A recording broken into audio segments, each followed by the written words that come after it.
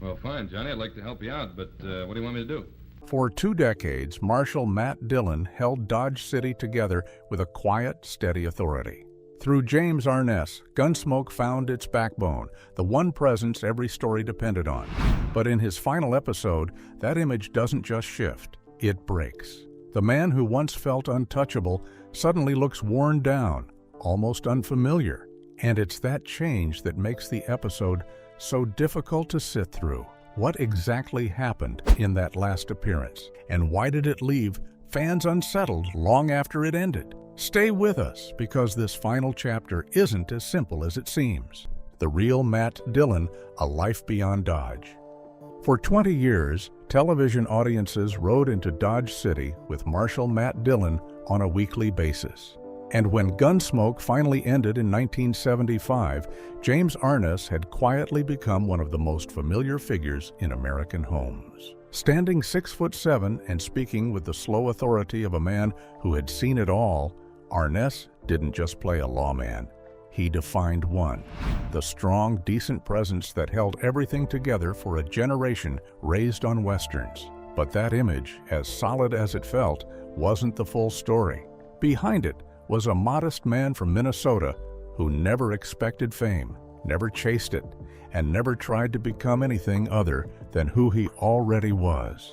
That story begins long before the cameras.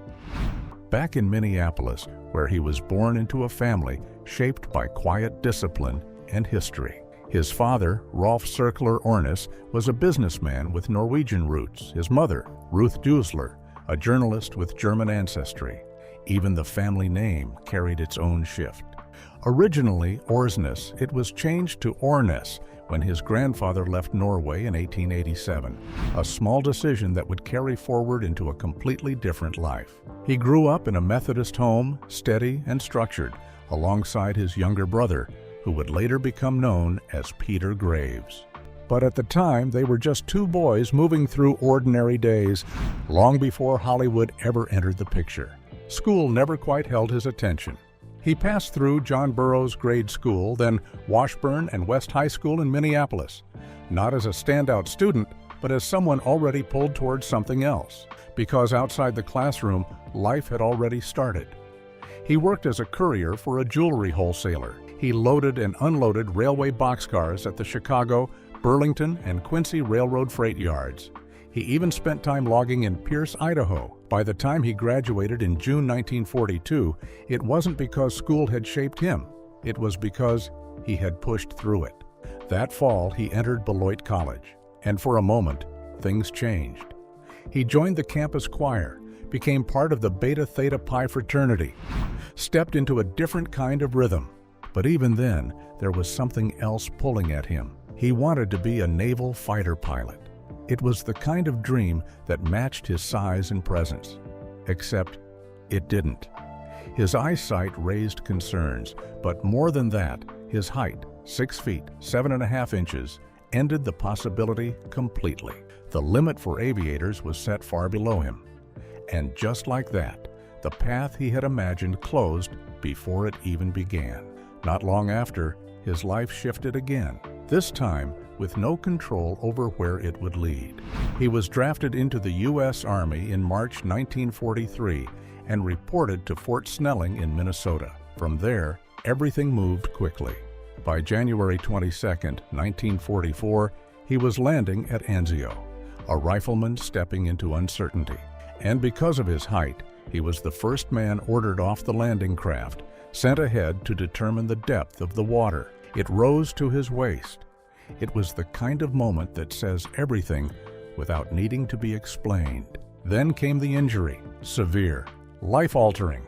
His right leg was badly wounded during the Battle of Anzio, forcing him out of combat and into a long, painful recovery. He was evacuated from Italy back to the United States and sent to the 91st General Hospital in Clinton, Iowa.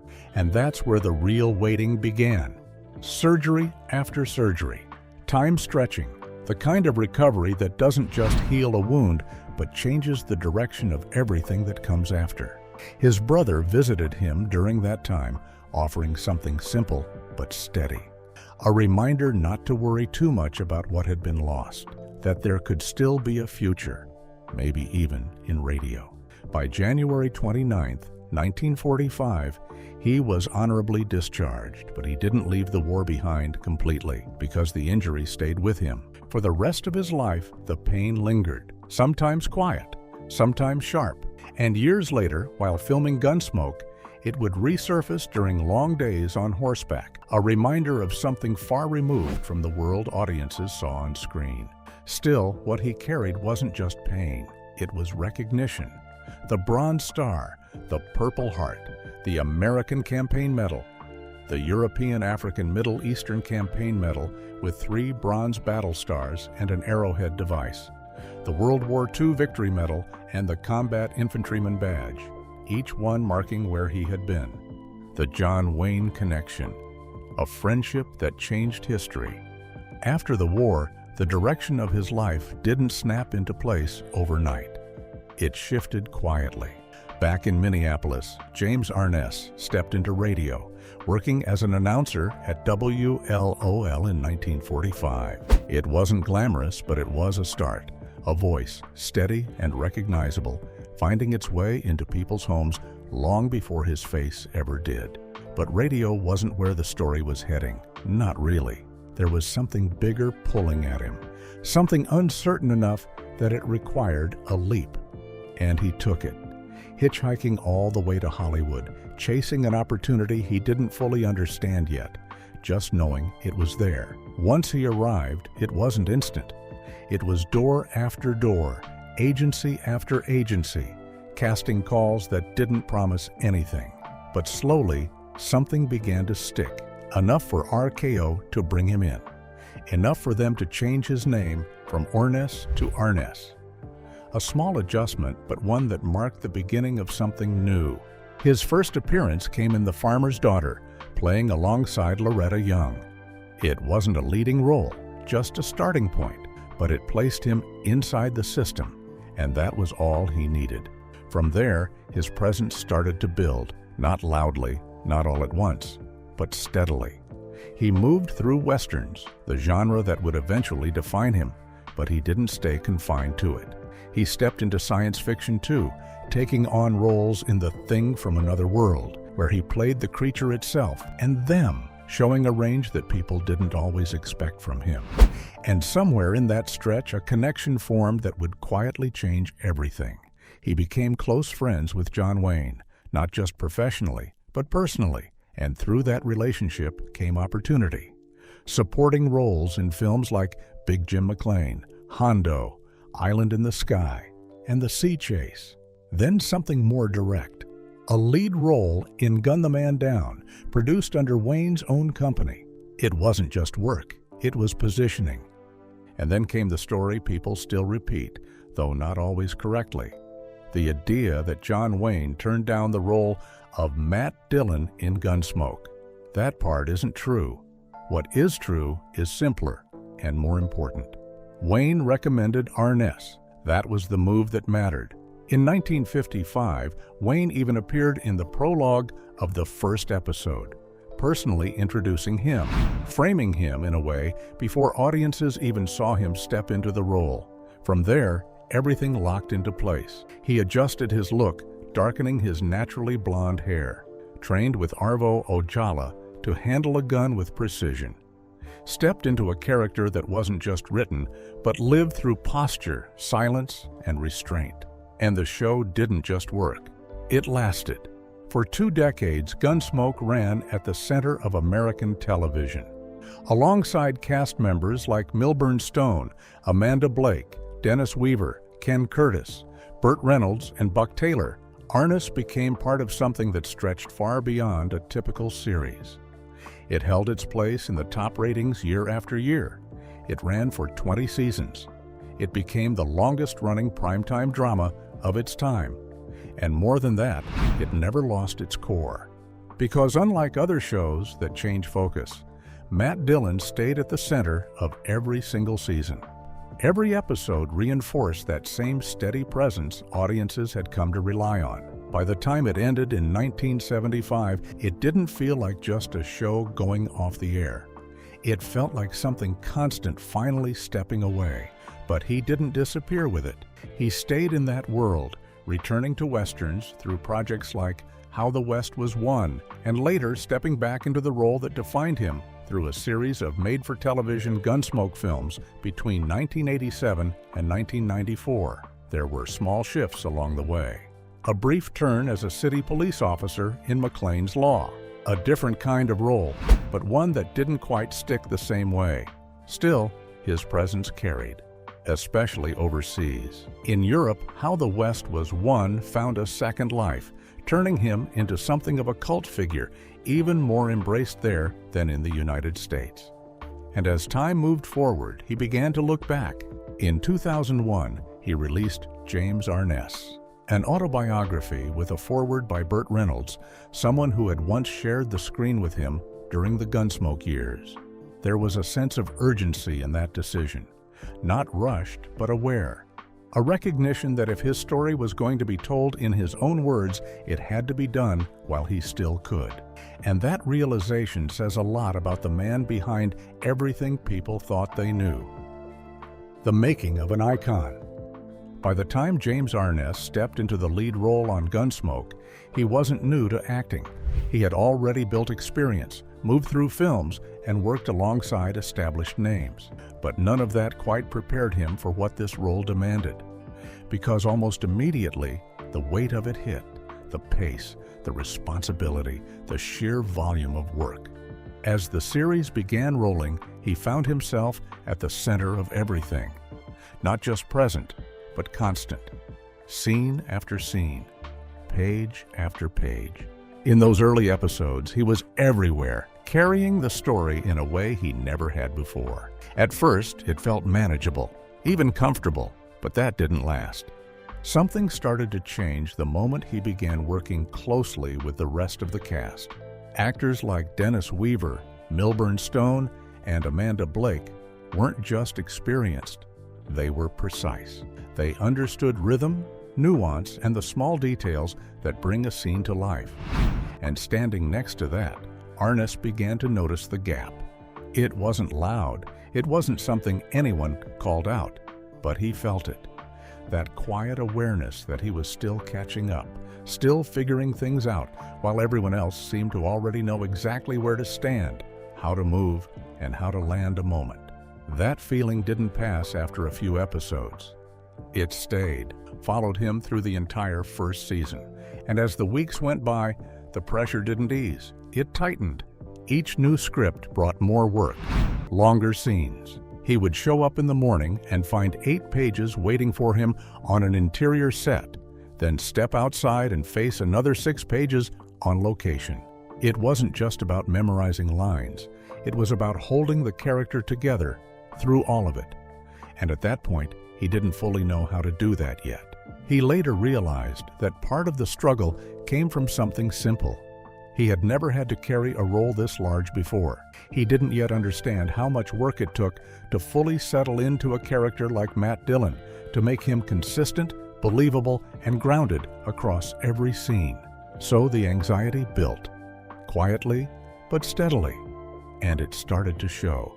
Not in a way that broke the performance, but enough that someone on the outside noticed. One of the show's sponsors picked up on it and stepped in, arranging for him to work with an acting coach. That changed things. With guidance, the process began to slow down in a different way. Not the pace of production, which stayed just as demanding, but his understanding of it. The character started to make more sense. The rhythm became clearer. And with that, the confidence followed. Within 6 months, the change was visible. He had done the work, put in the hours, closed that gap he had been so aware of in the beginning. And from that point on, Matt Dillon didn't feel like something he was trying to keep up with. It felt like something he owned. Still, even as his presence became the center of the show, he never carried it like it was his alone. Because as much as audiences saw him as the face of Gunsmoke, he didn't see it that way. Not fully. He understood what held the show together, and it wasn't just one man standing in the middle of the frame. It was the people around him, the cast, the crew, the structure behind it all. And he made a point of saying that. Often. In interviews, he consistently turned attention away from himself and toward the others who shaped the show. He spoke about the cast with respect, about the production of trust, and when it came to the reason the show worked as well as it did, he pointed directly to John Mantley, not just as a producer, but as someone deeply invested in the integrity of the story, someone who understood scripts, who protected the characters, who made sure everything stayed aligned with what the show was meant to be. That didn't mean the actors were completely hands-off. There were moments where they would offer input and suggest casting choices when a role needed something specific, but they knew where to draw the line, because Mantley carried the weight of it in a way that went beyond the job itself. Long hours, constant attention, a level of dedication that Arness respected but also worried about. There was a sense, even then, that the show demanded a lot from everyone involved. And when you look at how it all came together, the pressure, the insecurity, the adjustment, and then the quiet confidence that followed, it reframes something important. That steady, unshaken presence people saw on screen wasn't there from the beginning. It was built. Milburn Stone's breaking point. On screen, the world of Gunsmoke felt steady, almost unbreakable. The kind of place where every character knew their role and every relationship carried a quiet understanding. But behind that, the dynamic didn't start off nearly as smooth. Because when James Arness first stepped into that space, not everyone was convinced he belonged there. And no one felt that more strongly than Milburn Stone. From the beginning, something about Arness rubbed him the wrong way. It wasn't subtle either. Stone later admitted that early on he had looked at him and felt he didn't belong in the business at all. And that frustration didn't stay internal. There was a moment early in those first days when it came out sharp and direct. Stone had reached a breaking point and made it clear that he wasn't there to babysit anyone, warning that if Arness showed up late again, he wouldn't just have to explain his absence, he'd have to explain Stone's too. It was blunt, unfiltered, and it didn't stop there. During rehearsals, the small things started to build. Arness would sit there, whistling, making little noises, not fully locked in the way Stone expected. And to someone like Stone, who carried himself with precision and discipline, that felt like a lack of seriousness. Eventually, irritation turned into something louder. There came a point where Stone completely lost his patience and unloaded on him. Not a quiet correction, not a passing comment, full force. The kind of outburst that fills a room and leaves no space for misunderstanding. And in that moment, Arness didn't push back. He stood there, tense, clearly shaken, that physical reaction giving him away in a way words didn't need to. But instead of matching the energy, instead of defending himself, he did something else. He accepted it, not out of weakness, but out of awareness, acknowledging in that moment that the criticism wasn't entirely misplaced. That response landed. Even Stone, still carrying the heat of it, recognized what it took to stand there, take that kind of dressing down, and respond with honesty instead of pride. It shifted something. Not instantly, but enough to change the direction. Because from that point on, things began to settle. Arness adjusted, focus sharpened. And over time, the same man Stone had once dismissed became someone he respected deeply. Years later, looking back, Stone admitted that the frustration he had carried in those first seasons had completely turned. What he once saw as inexperience had grown into something refined, something solid. And more importantly, whatever tension had existed between them didn't last. Because beyond that rough start, something stronger took hold. The cast didn't just work together, they bonded. Not in a surface-level way, but in a way that made them protective of one another. The kind of closeness where disagreements could happen internally, but the moment someone from the outside stepped in, everything shifted. And there was one moment that made that dynamic clear. Stone had gotten into a heated argument with a young producer over a scene that didn't feel right to him. It didn't match the tone of the show, didn't carry the authenticity he believed Gunsmoke was built on. The discussion escalated quickly. Voices rose, and eventually, Stone walked off set entirely, making it clear he wasn't going to back down just to keep things moving. From the outside, it looked like a standoff. The producer expected the rest of the cast to fall in line, to side with production, to keep things moving. But that's not what happened. Instead, Arness stepped in, not to smooth things over, not to stay neutral, but to make something very clear. If it were him, he would listen to Stone, because that's what they always did, and it had never led them wrong. It wasn't loud, it wasn't dramatic, but it drew a line. And just like that, the dynamic on that set revealed itself, because to them, it wasn't just a show. It was something shared, something protected. Amanda Blake later described it simply: like any family, they had their differences, but the moment an outsider stepped in against one of them, they closed ranks. That kind of connection doesn't stay hidden. It shows up in the work, in the way scenes feel, in the way characters relate to each other without forcing it. And according to Stone, that was something the audience could pick up on. Not consciously, maybe, but enough to respond to it. Because that kind of chemistry, that kind of trust, isn't something you can fake. James Arness's last Gunsmoke episode is hard to watch. You'd think a show like Gunsmoke, a series that had held its ground for 2 decades, would have been given the chance to end on its own terms. But that's not how it happened. There was no warning, no build-up, no sense that the end was even close. And for James Arness, that's what made it land the way it did. Because as far as they knew, the story wasn't over. Not even close. The cast had already settled into the rhythm of another season, maybe even more. The expectation wasn't ending, it was continuation. And then, without ceremony, it stopped. No final arc, no goodbye, just a quiet decision from the network that never made its way to the people carrying the show until it was already too late to shape how it would end. Even the people behind the scenes, including producer John Mantley, weren't given the full picture in time, because what ends up being the final episode doesn't feel like one. Season 20's The Sharecroppers, which aired in March 1975, wasn't written as a farewell. It wasn't built to close anything. Instead, it moves like any other episode, focused more on a contained story than on anything that resembles an ending. Most of the attention shifts away from Dillon and onto Festus Hagen, played by Ken Curtis. The story follows a struggling family, a disputed mule, a misunderstanding that turns into injury, and eventually a resolution that ties everything up neatly for them. On paper, it works, but as a final chapter, it feels off. Because while the story moves forward, something else is missing. The weight, the reflection, the sense that this is the last time we're seeing these people together. Characters who had been there from the beginning barely register. Moments that should feel like closure never come. And the man who held everything together for 20 years is almost pushed to the side of his own ending. That's what makes it hard to watch. Not because it's bad, but because it doesn't know what it is.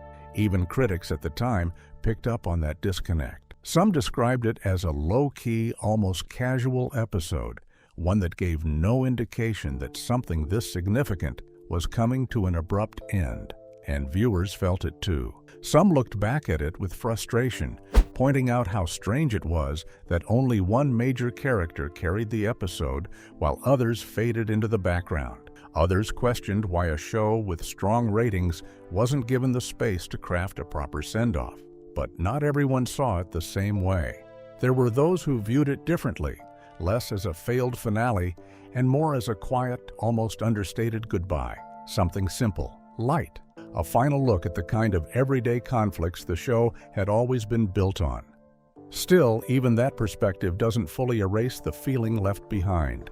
Because when a story runs that long, people don't just expect an ending, they need one. And Gunsmoke never really got it, at least not then. Because when you step back and look at what was happening around that time, the decision starts to make a different kind of sense.